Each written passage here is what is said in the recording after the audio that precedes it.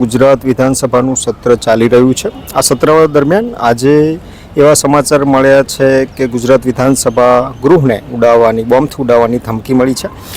આ બાબતે IPS Teja Reddy SP છે ગાંધીનગરના, એમને માહિતી આપતા જણાવ્યું હતું કે આ બાબતે ઈમેલ મળ્યાની માહિતી છે।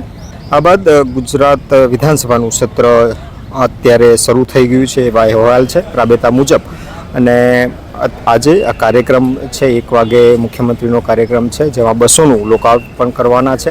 બીજી બાજુ રાહદારીઓ ગુજરાતના જે લોકો છે ગુજરાત વિધાનસભાની મુલાકાત લેવા આવી રહ્યા છે। તમે જોઈ શકો છો આ દ્રશ્યો, જેમાં ગુજરાતના આ જે લોકો જે છે જેમ વિધાનસભા જોવા આવવાના હતા, જેમને અગાઉથી રજીસ્ટ્રેશન અગાઉથી જ જેમને પરમિશન લીધી હતી, જે વિવિધ વિસ્તારોના છે વિદ્યાર્થીઓ પણ જોવા મળી રહ્યા છે। ગુજરાતના વિદ્યાર્થીઓ પણ ગુજરાત વિધાનસભા જોવા આવી રહ્યા છે। આ પહેલાં એવું માહિતી હતી કે ગુજરાત વિધાનસભાનું સત્ર કદાચ રદ થશે અને આ બોમ્બ મળ્યાની ધમકી જે મળી છે એ બાબતે આખું ગૃહ બંધ રહેશે, પરંતુ અત્યારે સઘન સુરક્ષાની તૈયારી ચાલી રહી છે। સઘન સુરક્ષા છે, સુરક્ષાની વચ્ચે આજે સદનમાં લોકો આવી રહ્યા છે અને રાબેતા મુજબ ફરીથી સદન થયું છે।